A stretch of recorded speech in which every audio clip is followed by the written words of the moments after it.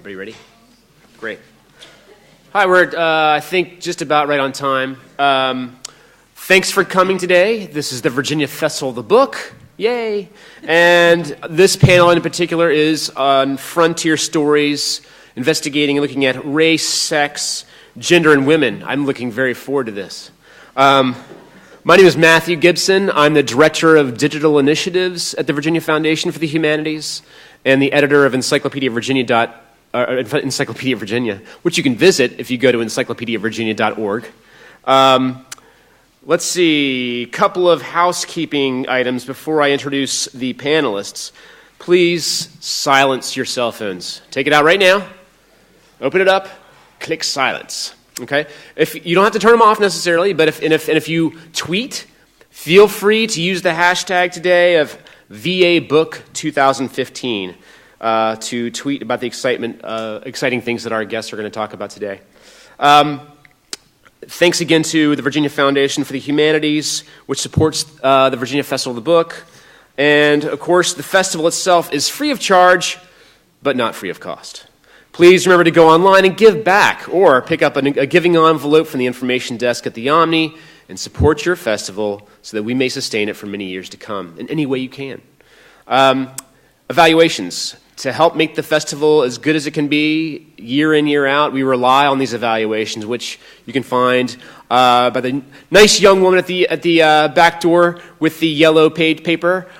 Please fill those out after every panel that you attend. We really do rely on this information and look at them every year to see what we've done well and what we haven't done well, what can be improved. The sort of format today is each panelist is going to get about 7 to 8 minutes to talk about their work. We'll open it up around, 2:40 for questions, have 20 minutes of questions. And then at the end, you'll be able to buy their books if you haven't done so already, and they will sign them for you. Now, without further ado, let me introduce our panelists for the day.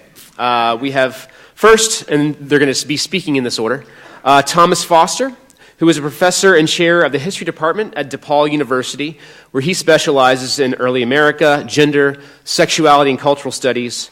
In addition to being the editor of 3 books, he's also author of Sex in the 18th Century Man, Massachusetts, and the History of Sexuality in America. And the book he's going to be discussing today is entitled Sex and the Founding Fathers. You can see there's a theme here. The American Quest for a Relatable Past. The next presenter, who is actually probably not going to be presenting too much, but probably will be able to take a few questions, is Turk McCleskey. He has laryngitis, so we're going to have to give him a break today. And he's professor of history at the Virginia Military Institute, where he focuses on the 18th century and Colonial American Frontier. He's been awarded several honors for his teaching, including the VMI Achievement Medal in 2005. And the book he's going to discuss today, or rather, Sandy Treadway is going to discuss for him, is The Road to Black Ned's Forge, a story of race, sex, and trade on the colonial frontier, and it was published by the University of Virginia Press in June 2014. Next, we have Cindy Kierner, and she's professor of history and director of the PhD program in history at George Mason University, where she specializes in early America, women and gender, early Southern history, and she is author of several books, including Martha Jefferson Randolph, Daughter of Monticello, Her Life and Times, which is published in 2012, and with Sandy Treadway is the co-editor of what they're going to speak about today, which is Virginia Women, Their Lives and Times. Last but certainly not least is Sandra Treadway. And she is the author of Women of Mark, a history of the Women's Club of Richmond, Virginia, 1894 to 1994, published in 1995. And with Cindy Kierner, she's the co-editor of the 2-volume set entitled Virginia Women, Their Lives and Times, which she's also going to be speaking about today. And incidentally, her day job is she is the librarian of Virginia. It's kind of a big deal. And she directs the Library of Virginia located in Richmond. So without further ado, Thomas Foster.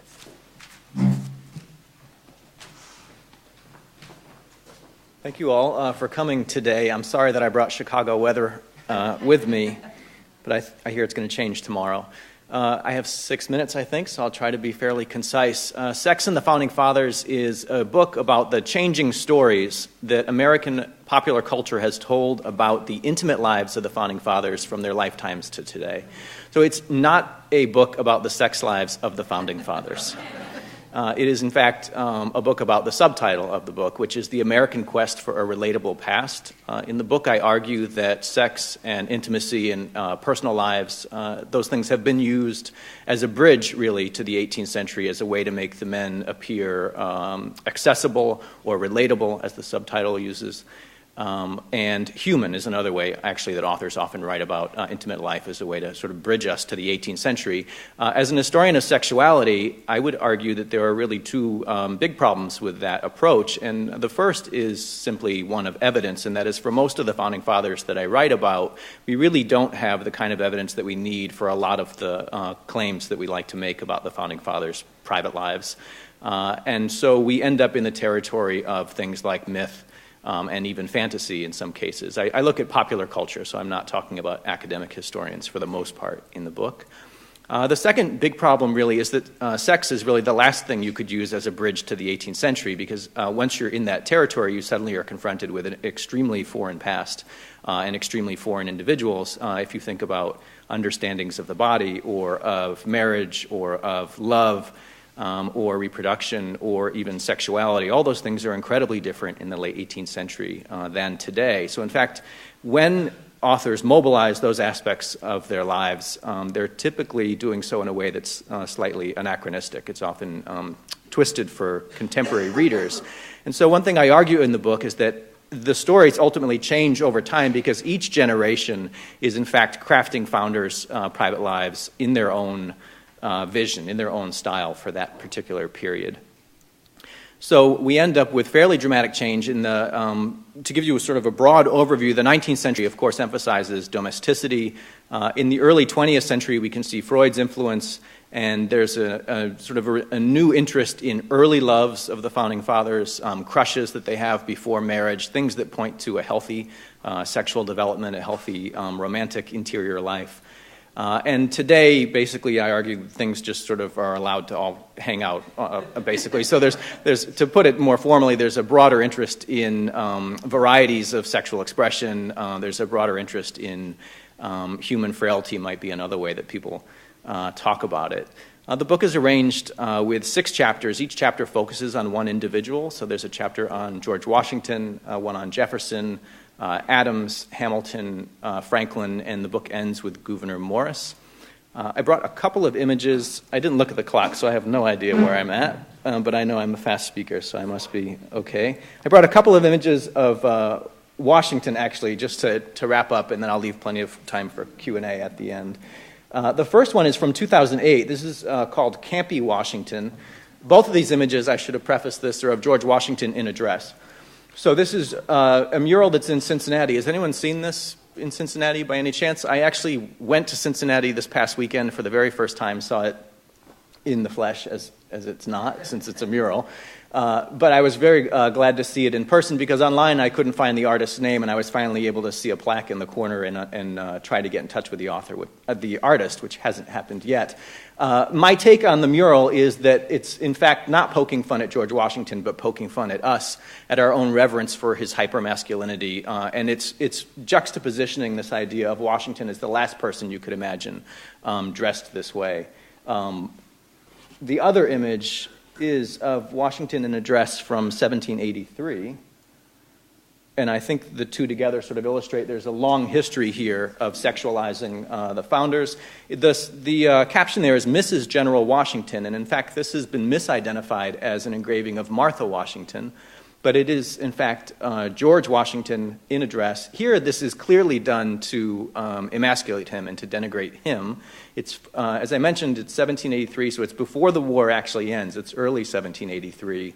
And it's Mrs. General Washington bestowing 13 stripes on Britannia. So it's a criticism of Washington's character and manhood. It's also, this ran in an English newspaper, in a British newspaper, and so I believe it's also something of a critique of Britain itself for losing the war to a man such as this, ultimately.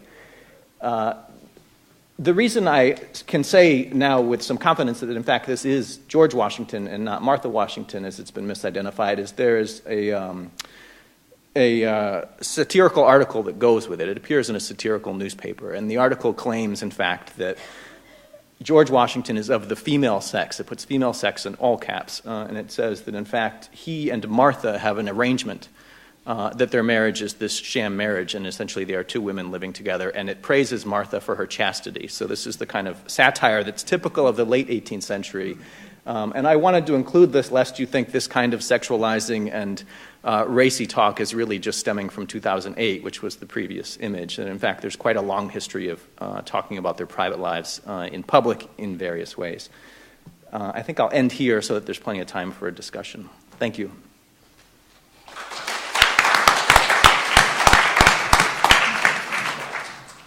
Now we'll hear from Turk proxying through Sadie Treadway. Well, it's an honor to be able to do this, and I am going to read this using the personal pronoun, so when I say me, channel Turk. So, Matthew, thank you for the invitation from the Virginia Foundation for the Humanities to participate today. In 1993, the Foundation awarded me a vital semester-long fellowship to work on The Road to Black Ned's Forge.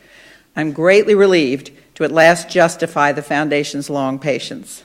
And then there's a comment there thanking me for reading these comments for him, and also for the book on Virginia women, which includes essays by some of his favorite American historians, Gail Terry, Sarah Meacham, and John Kugla. It's essential reading. So you put that plug in there. Thank you. And thanks, Turk says, finally, to my parents, Clifton and Joe McCleskey, also here, for never doubting I would finish the book. I worked on The Road to Black Ned's Forge for 20 years. The book took so long to write, in part because its hero, Ned, had a complex life. We can first glimpse Ned in 1732, age 20, enslaved in Pennsylvania. For the next 16 years, Ned labored as a hammerman in the iron-making forges of southeastern Pennsylvania. Dangerous, hot, noisy work. His final master, one of at least three altogether, was a Pennsylvania yeoman, Quaker in faith, entrepreneurial in spirit, named Thomas Shute. By the way, one of the challenges in writing this book was figuring out how to deal with Ned's masters. Gradually, I recognized that Ned the slave was shackled to his masters. Their stories and his were inextricable. Thus, the book's first act is about Ned's last master, the master's son, and the master's grandson. The road to Black Ned's Forge is like the Odyssey. Its eponymous hero is barely apparent in the first act. But you can't appreciate Ned's accomplishments if you don't know his master's flaws. Ned comes to center stage in the second act. Part 2 begins with Ned's education as a slave. Clearly, the iron fields of southeastern Pennsylvania provided a remarkable opportunity to learn how to navigate a multiracial society. Ned's last master, Thomas Shute, died in 1748. His will disposed of 6 slaves, a large number for a Pennsylvania master. Shute authorized 3 enslaved men, including Ned, to buy their own freedom on a 6-year installment plan. Ned made his last payment in half that time. At almost 40, he was free. Ned's next action seems counterintuitive. He moved to Virginia in 1752. But remember, as late as the American Revolution, slavery existed in every colony. It's important not to scrutinize Ned's experience through a 19th century lens. In Virginia, Ned was described in October 1753 by Moravian ministers journeying along from Pennsylvania to what became Winston-Salem, North Carolina. Their route lay west of the Blue Ridge, along the Valley of Virginia. About 5 miles north of modern Lexington, the ministers met Ned and asked him to shoe a horse. Ned impressed the Moravians, who described him as a free man and wrote more about him in their travel diary than any other person they encountered on their 500-mile journey. In part, the ministers appreciated that Ned was a man of faith. He and his wife told the ministers they had heard Moravians preach in Pennsylvania, and they, quote, loved people who spoke of the Savior, end quote. Indeed, the couple owned a book by the patron of the Moravian Church. The ministers also appreciated Ned's hospitality, as well as his skilled help as a farrier. Ned's wife baked breads for the ministers, which would have been a great treat for a traveler. Beyond their faith and kindness, however, the couple were distinctive in other ways. Ned understood German well, according to these native German speakers, and Ned was black and his wife white. Having broken bread together, the ministers resumed their journey, leaving behind many questions. I argue in the book that Ned moved to Virginia for love. Interracial marriage was illegal in both Pennsylvania and Virginia. Indeed, the penalty for it in the Quaker colony was more severe than in the Old Dominion. But if Ned married across the forbidden color line in Pennsylvania and then moved to Virginia, he could not be prosecuted for a crime committed in a different colony. The marriage probably was facilitated by a radical Presbyterian minister who moved from Pennsylvania to the Virginia frontier the same time that Ned did. In 1753, Ned signed his name as Edward Tarr on documents establishing a new Presbyterian congregation at Timber Ridge, a church that still stands just off exit 195 on Interstate 81. The following year, 1754, Edward Tarr purchased a 270-acre farm within sight of the meeting house, the first free black landowner west of the Blue Ridge. There, Tarr's smithy became a prominent landmark for travelers and residents alike. Ned made it look so easy. Economic success, interracial marriage, full membership in a Presbyterian congregation, acceptance by white neighbors. What could possibly go wrong? A second white woman. Contemporaries described her as Ned Tarr's concubine, a term we would take in its Old Testament sense of a junior or subordinate wife. Around 1760, Ned and both women moved to a new forge in Stanton, where we find them the following year. Which brings us to the first 3 paragraphs of The Road to Black Ned's Forge. In the autumn of 1761, a hamlet surrounding Augusta County's courthouse officially became Stanton, the westernmost town in colonial Virginia. By contemporary standards, it was a diminutive village in a vast frontier country, and residents faced a long road to any substantial town. 150 miles to Virginia's capital at Williamsburg, 300 miles to Pennsylvania's capital in Philadelphia, and more than 400 miles to South Carolina's capital in Charleston. For Stanton resident Edward Tarr, however, Philadelphia and Charleston loomed catastrophically close that fall. On the 6th of October, Edward Tarr and a North Carolina white man named Hugh Montgomery stood before 2 justices of the peace in Stanton. Montgomery complained that he had purchased, quote, a Negro man named Edward Tarr, end quote, from one Joseph Shute of Charleston, son of the late Thomas Shute, to whom the said Edward belonged to in the province of Pennsylvania. Tarr denied Montgomery's ownership claim, asserting instead that he had bought himself from Thomas Shute's executor and grandson, William Davis of Philadelphia. As the magistrates weighed Montgomery's complaint, they reviewed more than a set of documents. They also explicitly considered their first-hand knowledge of Tarr's larger story. Tarr, they noted, had resided in this county for 10 years last past and is a freeholder. The magistrates hesitated to enslave someone they had known for a decade as a free and economically independent man. The rest of Edward Tarr's story is in his book. Thank you for your attention.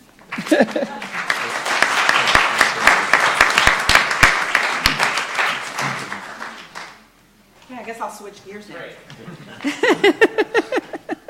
So now I'm up here representing Virginia Women, Their Lives and Times. I'm going to talk a little bit about how we came to do this book, what we were hoping to accomplish, what we hoped readers would get from it, and then Cindy's going to come up and tell you some cool people and stories that are contained in the book.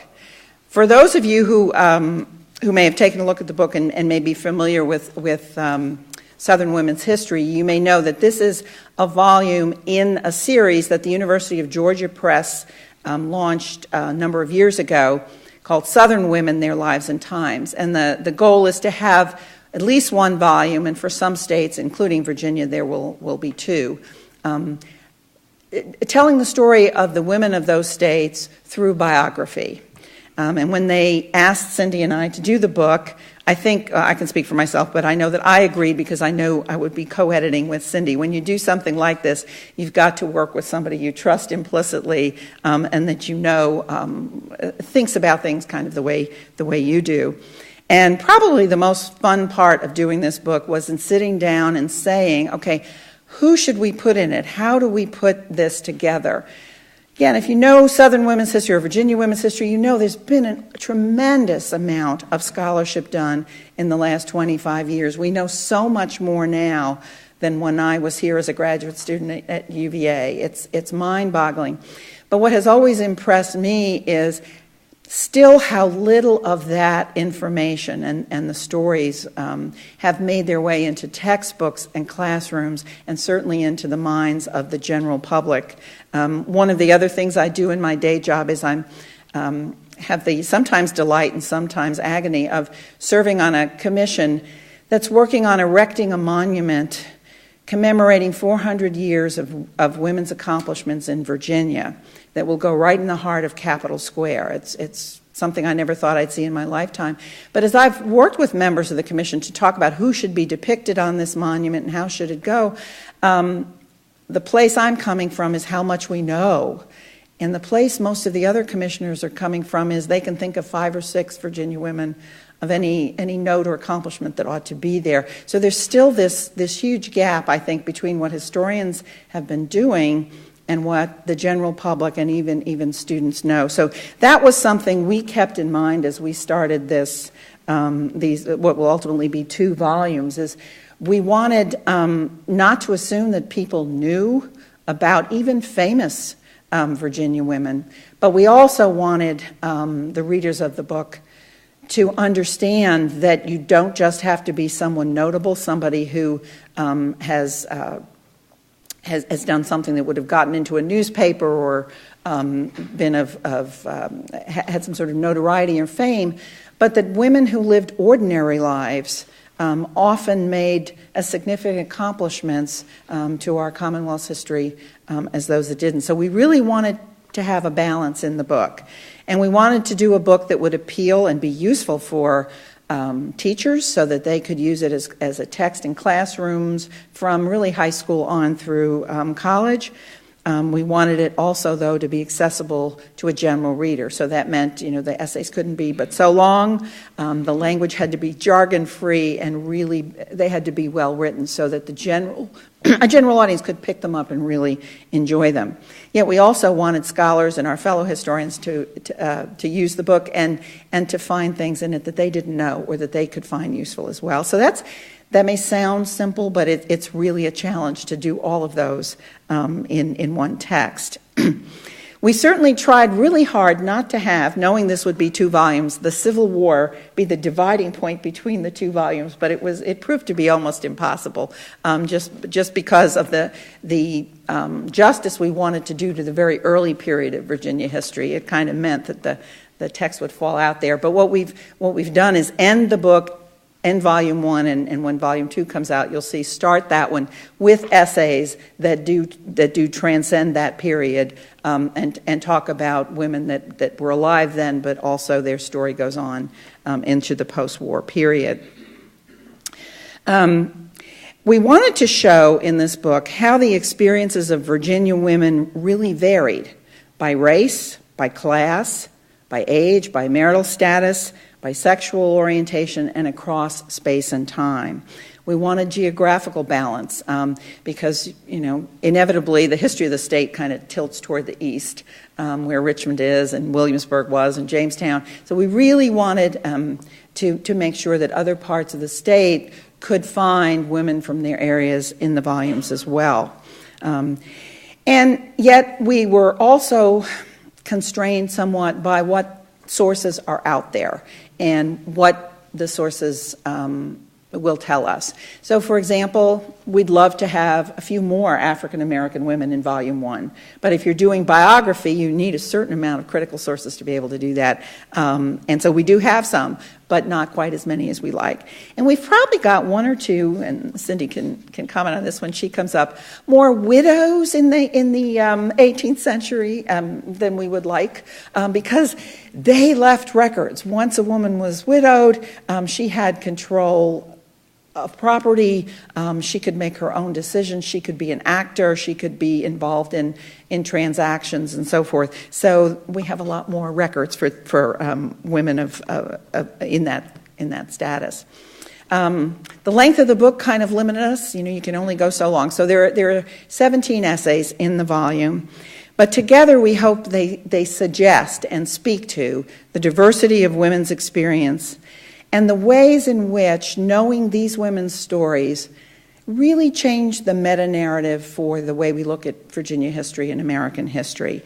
That history is much more nuanced, it's much more complex when women's experiences, especially these women's experiences, are given full weight. And our goal with the essays was to address several overarching themes, and I think you'll see them as you read them, the essays. We wanted women to be much more visible, but we wanted to actually recover as much as possible their voices. So we wanted the reader to hear them speaking, to understand what they were thinking. And we wanted to show the ways that either as individuals or collectively, they work to improve society and to obtain and protect their rights. We want people reading these essays to know more, not only about the fascinating women that we talk about in the volume, but we want you to see Virginia history a little bit differently, because now these are people who occupy your understanding of the past. So I'm going to stop there and let Cindy dive a little bit more into the content of the essays and tell you some of the characters, as well as ladies, we have in the volume. I'm editing.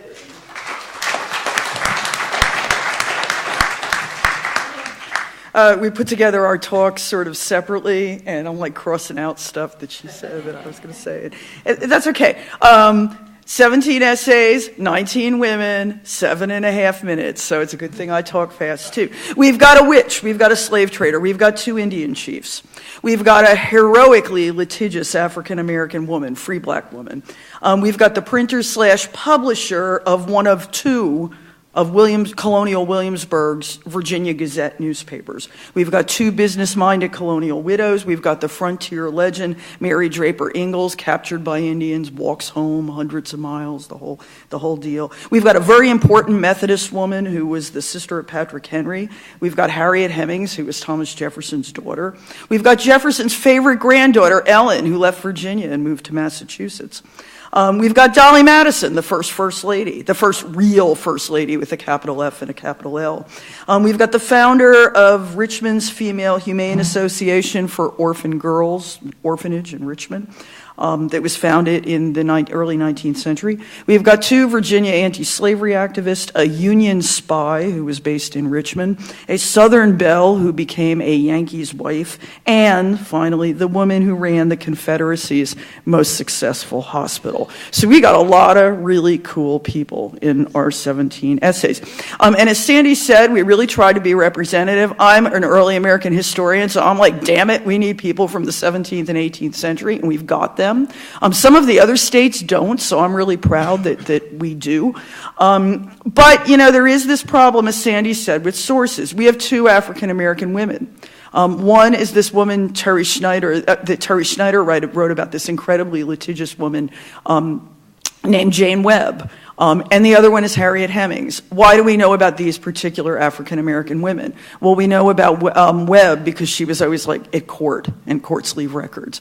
We know about Harriet Hemings because, well, Jefferson, and papers and stuff, and Jefferson, right?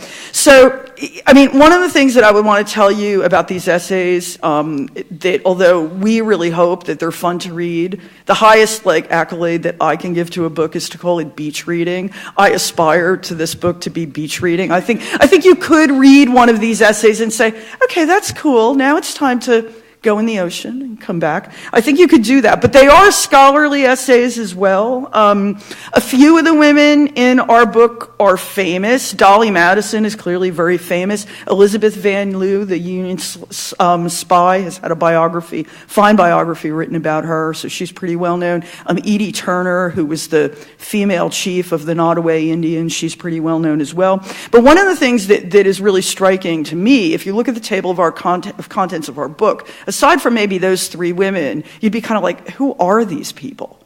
And I think actually that's one of the things that's really kind of excellent about this collection. It took a significant amount of scholarly research to discover and to reconstruct the stories of most of the women in our volume, most of whom are very kind of obscure and you won't have heard of. It also took an impressive amount of scholarly expertise to gauge the significance of all of these women, even the famous ones, by situating them in their appropriate historical context. So they're scholarly essays. Put another way, we would hope that they would give readers a window onto another world, but through the perspective of these particular women. And let me give you a few examples. First of all, I've already mentioned briefly Terry Snyder's chapter on Jane Webb. Terry is like an awesome legal historian, and she understands early American legal history almost better than anyone else I know. And she wrote about Jane Webb, who is this free African-American woman living in colonial Virginia, and her essay shows how even a woman who is poor and illiterate could tenaciously fight for their own freedom and for their children's freedom as well. And she shows how, in her essay, the laws and the courts could both hinder and help that process. Martha King's chapter on the colonial printer Clementina Rind, who I would call actually Virginia's first woman of letters. I think this essay shows the economic and cultural challenges that confronted all printers, but perhaps most especially a widowed woman printer, whose publications really did help further the spread of revolutionary ideas in an increasingly rebellious colony during the 1770s. Essays by Gail Terry and John Kukla on Anne Henry Christian and Elizabeth Henry Campbell Russell, two sisters of Patrick Henry, show, I think, how the imperial crisis and the revolution looked different. Very different from them compared to how they would have looked for their very famous brother, who was, after all, the give me liberty and give me death guy. The revolution, after all, brought Virginia women and American women generally no new liberty and no new rights. Christian spent the war years taking care of her family, taking care of their business interests. Neither she nor her sister, Elizabeth Russell, seems to have been affected much politically by the revolution. Though the disestablishment of the Church of England paved the way for Elizabeth Henry Campbell Russell, that's a mouthful, to become a major benefactor of the Methodist Church in the post-revolutionary period. Catherine Carrison's wonderful essay on Harriet Hemings. We've heard a whole lot about Sally Hemings and even about, Harriet Hemings and her brothers while they were living at Monticello. Catherine's essay is about what happens after Harriet leaves. Where does she go? How does she make the decision to pass as white? And how does all of that work out? Catherine doesn't know everything that she would like to know about Harriet Hemings, but what she does know and her informed speculation about some other things makes some really fascinating reading. Catherine Allgore is Dolly Madison's pretty well-known biographer. She's got a chapter in our book on Dolly Madison, but I think she's breaking new ground here. Particularly, her chapter on Dolly Madison reveals the challenges of living on a plantation in rural Virginia for this very sociable and politically astute lady. Retirement at Montpelier might have been mighty blissful for James, but not so much for Dolly. Dolly, like so many of her female contemporaries, preferred the more stimulating life of the city. In her case, the city of Washington, D.C. Chapters on two Richmond women in the Civil War era, Elizabeth Varon's excellent essay on the Union spy, Elizabeth Van Lew, and Susan Barber's essay on Sally Louisa Tompkins, the one who ran the Confederate hospital. These essays belie the stereotype of white Southern ladies as being frail and submissive, which people kind of still believe. I don't know why. These women were, each in their own very different way, strong and resilient, and they were sometimes a real thorn in the side of the guys who had to deal with them. So at the most basic level, we think these stories are really important, not least because of the relative absence of women in most popular surveys of Virginia history, as Sandy said. One of the things that I did when we were writing the introduction to this volume is I got the big fat book that shall be nameless out of the library that was like for, decades, the standard history of Virginia. It's huge. It has an index with 1,500 entries in it. I counted. 44 of those entries were about Virginia women. So clearly, something needs to be done to redress that balance. We're trying to fill that gap here by presenting stories that will be significant contributions, significant scholarly contributions, and at the same time, interesting and accessible to students and teachers, and engaging reading for anyone interested in women's history or in Virginia history generally, or who just wants a really good book to read when they go to the beach. Thank you.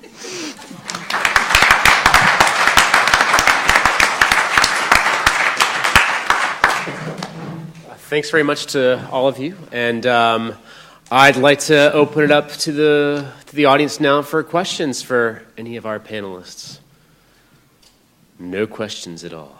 Okay, have a question over here. Could you elaborate on Elizabeth Van Lew? Would I elaborate on Elizabeth? Yeah. I should just tell you to get the How much book. did she take up in your book? How many pages? Okay, so, I think each of the essays are probably about 15 pages, and the essay on Elizabeth Van Lew in this book is actually written by a UVA professor, Elizabeth Varon. Liz Varon wrote a fabulous biography of Van Lew maybe 8 years ago, and so this essay, it's not something that could be taken out of the biography, but it's sort of the reflection of a very astute historian on a subject that she's already covered thoroughly. So if you want to know all about Elizabeth Van Lew and what she did, get the biography. It's excellent. What she's doing in our essay is really taking more of a historical memory approach to Van Lew. Like, everybody remembers Elizabeth Van Lew as, Crazy Bet? Crazy Bet. Crazy Bet. Like, this woman was out of her mind. And what Liz does in this essay is she goes back and she first of all looks at the real Van Lew and what she accomplished as a spy and said, she wasn't out of her mind, she was brilliant, and then looks at the post-Civil War period and tries to figure out where this stereotype of crazy bet comes from. It's a great essay. It is a really great essay, and I really recommend it to you. But if you really want to know about Elizabeth Van Lew, get the big book. It's a great book. And it's not that big. It's excellent. So maybe about 15 pages. When I go to the beach, I'm fishing. Okay, well, my experience, fishing, not a lot happens. You got time to read. Any other questions? I've got one question for Thomas. So of the founding fathers you looked at in your book, is there one in particular whose private life generations keep going sort of back to and reappropriating to sort of find that sort of relationship to the past from their own present? I mean, is there one in particular that they can't let go? I can imagine Jefferson might be one. We can't let go of the whole Sally Hemings thing, obviously, but it's... Yeah, Jefferson's a great example, but really all the men that are in the book, that's the situation for them. And that's why I'm able to sustain whole chapters on individual men. So, Gouverneur Morris is an interesting one in that it's unusual for the book in that the book is largely looking at icons, and so it's supposed to look at really the best-known founders, because another argument of the book is that, in fact, this is about American identity, right? The founders symbolize America and the American project. And so when they're talking about their private lives, there's a commentary about who we are as Americans. Are we adventurous and individualistic like Franklin in his romantic life, or virtuous and loving like Martha and George in their private lives in those depictions? Morris is interesting in that there's very detailed diaries that he left, and so the chapter actually does a little bit more examination of his own sexual experiences and identity than the others. Right. The detailed diaries, in fact, chronicle his love affair and his sexual relations that he had in Europe, often using his own code, but it's quite easy to break the code. It's not like it's a real cryptic code. And he's a bachelor until he's 57, I believe it is, so, wow. So quite late, and writes quite a lot about his romantic life. So he sort of stands out. Gotcha. That's great.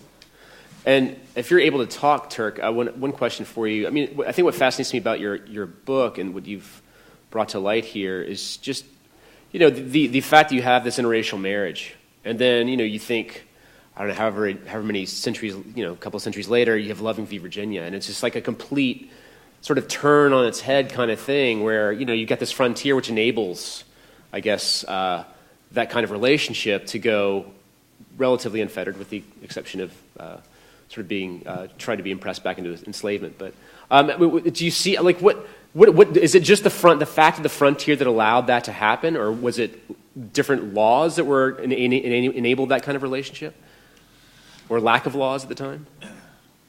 I didn't see that one coming. Sorry. No. I gave Sandy a list of questions that I was anticipating, and I didn't get that one. The Loving case is a really evocative one right now, and the two episodes really sort of bookend each other, bookend the history of interracial relationships in Virginia. But I would not say that there was anything uniquely frontier-like about this experience. Mm-hmm. There are free black families throughout Virginia. I've seen them in the records of every colonial Virginia county. And many of them became free because of interracial relationships. Most commonly because the law of slavery said that the status of a child follows the status of a mother. Mm-hmm. So if you have a black man and a white woman and they have a child, then the child is free, even if the father is a slave. So that's not a frontier condition. And I think it's really important not to think of the colonial Virginia frontier as a lawless place the way we might think of 19th century America. Mm-hmm. This is not 19th century America. Right. It's something quite different. Great, thank you. Yes? Actually, I'm pretty impressed. That's much better that than it was pretty yesterday. Good to me. I don't know. So is your book based on, is it historical fiction, or no, it's really just a retelling of, Ned's story and his becoming a free man in his life? I almost ought to let you answer that. No, but no, I won't put you on the spot. I just found out he reviewed it. So. No, it's not fiction. It's history, mm-hmm. And no, it's the real deal. Yeah. Any other questions for our panelists? Oh, come on. There's one right there. Awesome. I recently run across indications or story about an interracial relationship, and I'm wondering if you've ever run across and what's true. One of the infamous slave traders was Lumpkin in Richmond, and his wife was black. He dies, I think, just before the end of the war. She takes his fortune and founds a college. Is that true? And have you run across it? And is there information about this character?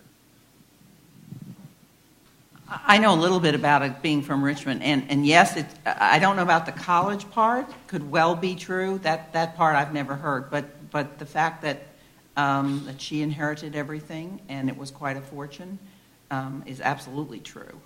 I heard it was a black college for black students. Yeah. I may be wrong in a college, but a school A school for of some black sort. children.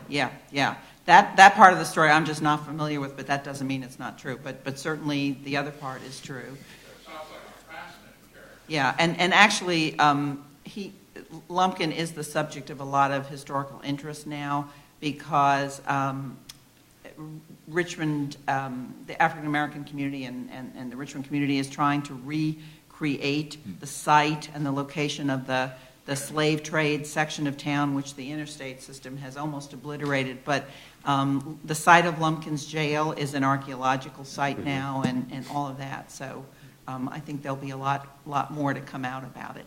But actually, there might be some information. I'm just not remembering that detail in a book that, again, a UVA professor has written. A woman named Maury McGinnis, called "To Be Sold," and it's a history of the. No, it's called Slaves. What's it? To Be Sold is our exhibit. Slaves Waiting for Sale. Yes, Slaves Waiting for Sale. And it's the story of the slave trade in Richmond. And she's got a lot of detail on the jail. Whether she mentions the wife or not, I just can't remember. But yeah, it's a fascinating story. Two questions for two different panelists. I'd be real interested, Sandy, about the process of monument building, that Herculean task of trying to do it, just so how that goes, and to the well-trod area of Jefferson and Hemmings. Then wondered a response to the theory that perhaps the rationale of Jefferson giving the bedside pledge to his wife about not remarrying be that perhaps that was due to his wife had been raised by a stepmother and evidently not so well, and her biggest fear was kids being raised by another stepmother. Does that theory hold any water? I mean, it's certainly a theory that's discussed, right? I mean, so the Jefferson chapter, for me, what was most interesting about Jefferson and Hemmings was not the issue of paternity, which has clearly captured the bulk of the attention in recent years, right? But I was really interested in the descriptions of the interpersonal dynamic of that relationship, of which we have almost no surviving information. I mean, there's certainly no written records to describe that relationship. I think there's a bell that was given as a gift, and we know that the relationship, or at least some scholars argue the relationship was long-term. And those are sort of the two things that are used to describe this as largely a loving relationship. So for me, I became quite interested in the lengths that people go to depict that relationship on no evidence. And, there have been a number of films I think people have seen of, Jefferson in Paris, or there's another popular TV film called Sally Hemings that it has moved almost into the area of depicting it as love across the color line. In a way that flies in the face of the scholarship that exists on sex between masters and enslaved women, which is almost universally about abuse and exploitation. And it's also interesting to me in that he has emerged from this controversy largely, to use Joseph Ellis's phrase, as a multicultural hero in some ways. And, there was a lot of debate about if we actually go down this road and look at Jefferson as having had this long-term relationship with Hemmings, somehow the nation is going to come undone, right? Because we're going to become, at the core, the project is going to look hypocritical and exploitive. And in fact, what seems to have happened is instead he's emerged fully intact as a man who is a victim of his own time, a man who falls in love with his own slave, and despite his own racist ideas at the time, is also a victim of time and circumstance. In that in another time and place, they would have had a fully loving, mutual, equal relationship in the imagination. So I can't speak to your specific question, but I mean certainly the family lore about this vow is it a vow that he takes on his deathbed? Can you take a vow on your deathbed? This statement, on his deathbed, I mean, that itself is family lore, and it feeds into this depiction of explaining the relationship in ways that really compelled me, captured, I think, American imagination. So.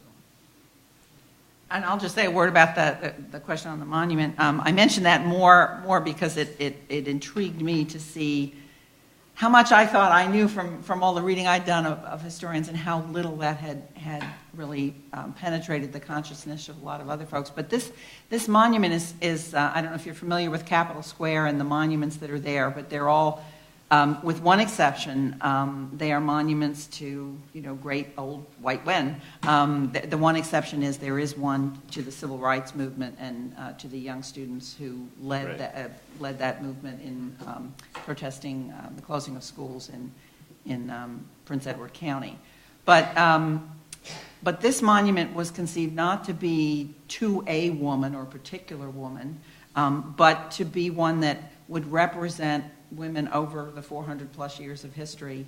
And yet, and it was not to be anything on a pedestal. The monument design is one that's actually an oval shape that you walk into, that you will walk into.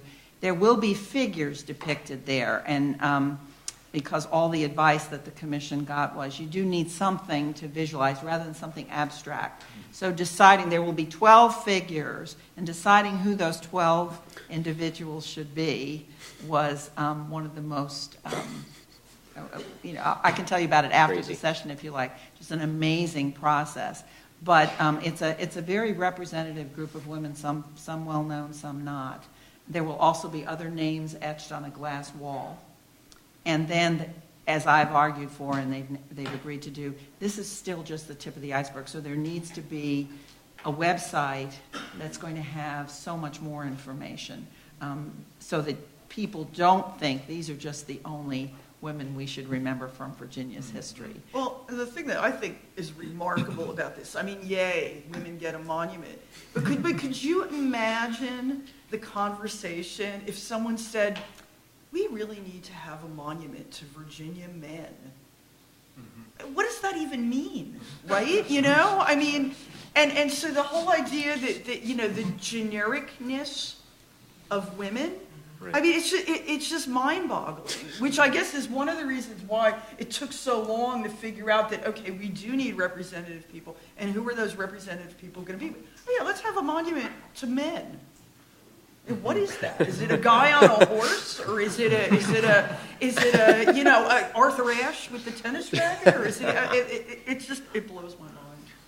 One of the people were asked to submit designs, and one of them had the Amazon from the Virginia Seal, and everybody just went, no. Wow.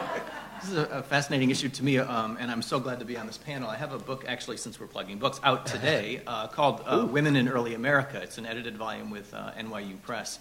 And the monument, I think, is a fascinating problem because the world of monuments is still about great men in history. So it's like if you want to play that game to balance the playing field, suddenly you're on this wrong playing field, right? To change the playing field, you're going to end up with monuments that we risk the public not entirely respecting or placing on the same plane as great men. And it just fascinates me, the public history engagement of issues like women. Well, the cool thing about this one is, if you know Capitol Square, the dominant feature is, besides the Capitol building, is the equestrian statue of George Washington. This is right just down slightly from it, so you can't miss it. It's the best location on Capitol Square. Not intentionally, by accident, but it's great. That's right. Do any of the women that you have written about come from what is now West Virginia?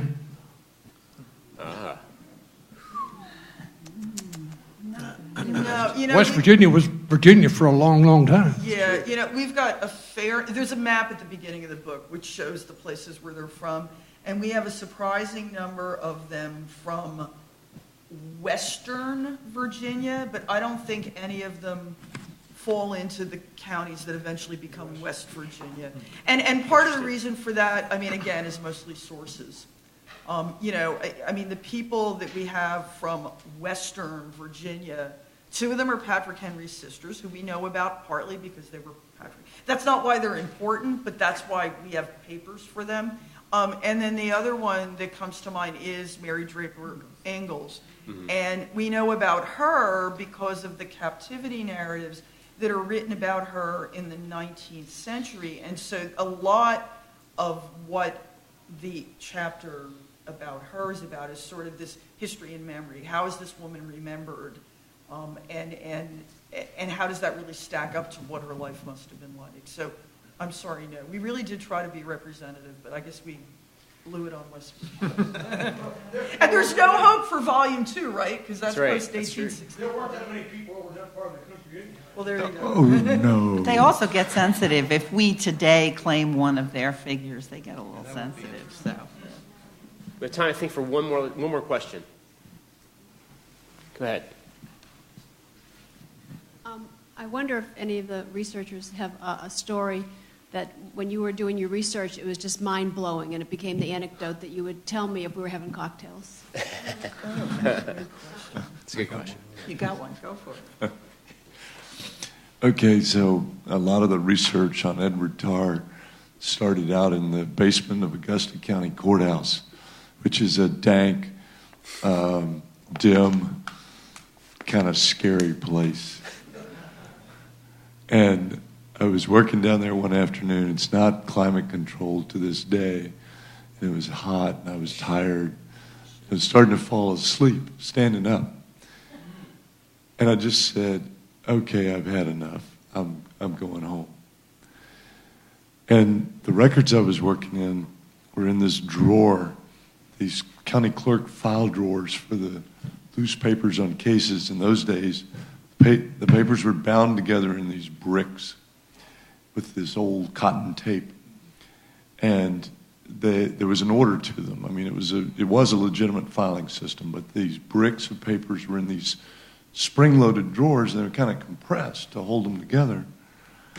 And I said that out loud. And as soon as I did, the latch on the back of the drawer gave way, and it popped. And a brick fell out on the table. And, God, just one more thing.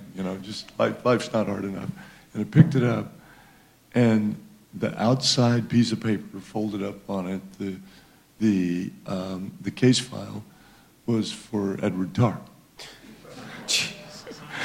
Wow. So that kind of got my attention. And I walked around the whole basement looking behind every filing cabinet.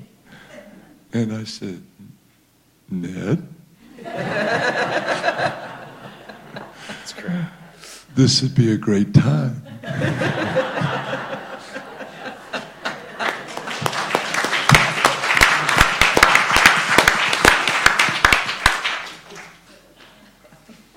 All right, well, please join me in thanking our panelists for a wonderful conversation.